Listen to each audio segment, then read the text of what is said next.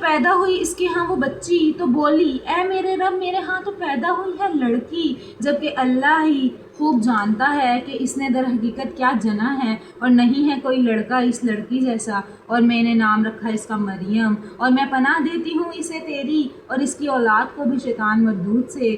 بس قبول فرما لیا اس لڑکی کو اس کے رب نے احسن طریقے سے، اور پروان چڑھایا اسے بہترین انداز سے، اور سرپرست بنا دیا اس کا زکریا کو۔ جب بھی جاتے اس کے پاس زکریا محراب میں موجود پاتے اس کے بعد کھانے پینے کا سامان، کہتے اے مریم کہاں سے آیا ہے تیرے پاس یہ؟ وہ جواب دیتی یہ اللہ کے ہاں سے ہے، بے شک اللہ رزق دیتا ہے جسے چاہتا ہے بے حساب۔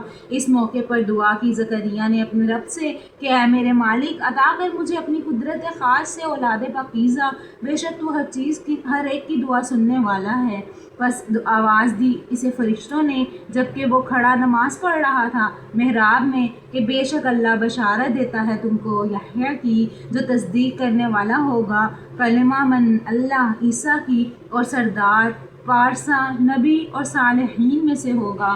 زکریا نے کہا اے میرے مالک کیوں کر ہوگا میرے ہاں لڑکا جبکہ میں ہو چکا ہوں بوڑھا اور میری بیوی بانجھ ہے؟ جواب دیا اسی طرح اللہ کرتا ہے جو چاہے۔